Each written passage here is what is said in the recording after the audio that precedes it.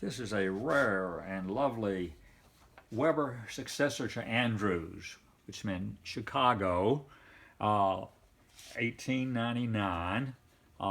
Andrews was a very, very early globe maker in Chicago, and this was the company, George F. Weber, that succeeded him. And Chicago was one of the greatest globe manufacturers starting I think after the Columbian Exposition of 1893 in Chicago, after they had burned 25 years before that and rebuilt it. But this is a lovely stand. In particular, it is an all-set bracket. You see that, which makes the Earth stand at the kind of attitude it is. It leans in space. And it is on a raised 4-footed cast brass table stand that's adorned with lotus leaves. Very unusual.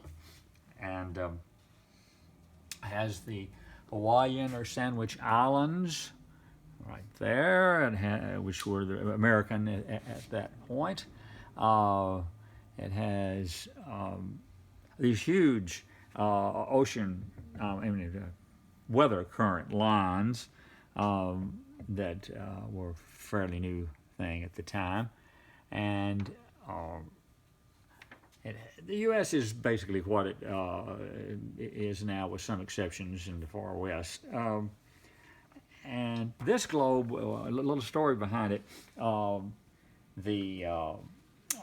Harvard was looking for a globe in the late 19th century, so this is 1899, that was fancy, but a table globe that a student might have in his private room.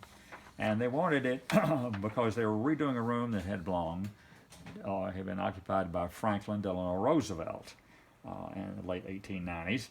And they finally decided that it was too fancy for a student globe, or maybe a little effeminate, I'm not sure, but they didn't buy, so we shall have it, and it is an extremely rare and lovely piece.